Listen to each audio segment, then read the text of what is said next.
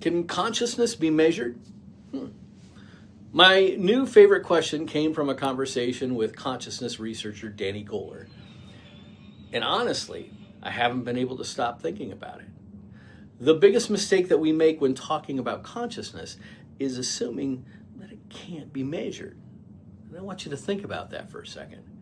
Every scientific discovery in human history has happened inside consciousness. Every equation, breakthrough, every invention, observation, everything. And yet consciousness remains one of the least understood phenomena in science. Now, Danny has spent years exploring altered states of consciousness, and many people know him because of his work involving DMT. In fact, he's one of the very few people on Earth who has undergone an extended intravenous DMT experience lasting about 5 hours under controlled conditions. But here's what I find interesting. Danny isn't treating DMT as a destination.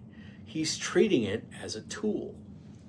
And that distinction matters because throughout history, altered states have often opened doors to new ways of thinking. And, artists have used them, mystics have used them, scientists have used them. Google it, right?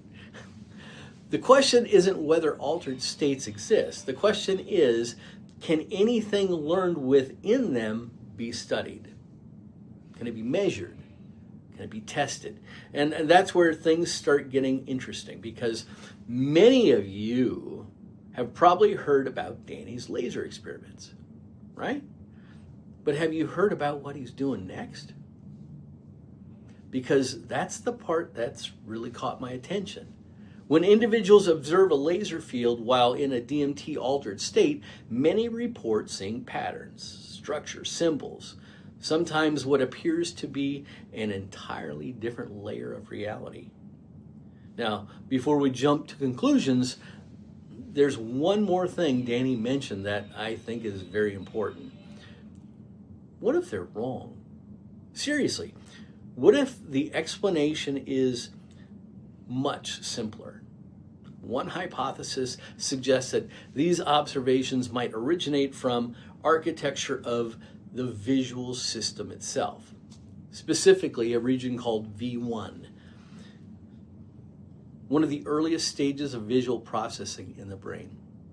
If human beings share similar visual architecture, maybe they report similar experiences because they're seeing structures of perception itself, not reality, but perception. And honestly, that's a fascinating possibility, because if that explanation is correct, we've learned something important. But here's the twist. What if it isn't? What if there's more to the story? How would we know? And that's where Danny's team is doing something unusual. Instead of collecting stories, they're trying to collect measurements. Imagine observing something unusual during an altered state, and now imagine marking the exact moment it occurs, the exact location, the exact visual target, and at the same moment, your brain activity is being recorded.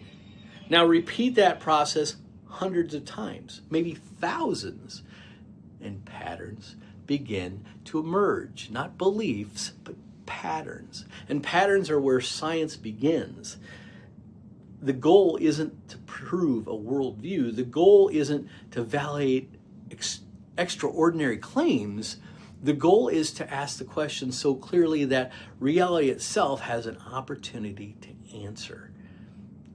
And that's what I find exciting. Not DMT, not lasers, not technology. The question, because every scientific revolution starts the same way. Someone notices a pattern that everyone else ignored. And then they find a way to measure it. And maybe that's where what we're witnessing here, right? Or maybe not. Maybe the V1 hypothesis explains everything. Maybe it explains a part of it. And maybe the future experiments reveal something nobody currently expects. We don't know. And that's exactly why this matters, because good science isn't built on certainty, it's built on curiosity. So let me leave you with Danny's question. What if subjective experience contains structure? And if it does, what happens when we finally learn how to measure it? My name is Dr. Chad Rohlfsen. This is Signal Drop collaboration with consciousness researcher Danny Goler. And next time, we'll ask even a stranger question. What if the observer is more than the observed? All right? Hey, I want you to give me a like and a follow and share this with anybody who you may think might find it interesting. All right? Now, my brain immediately went to, during this conversation, the holodeck, like on Star Trek. That type of thing. So I don't know if that's the direction that we're going, but we'll figure it out, huh? Hey, if you're out there and you got a donkey, give it a big old hug from me and twiggle its ears a little bit. I love donkeys. Hey, have a great day. Bye-bye.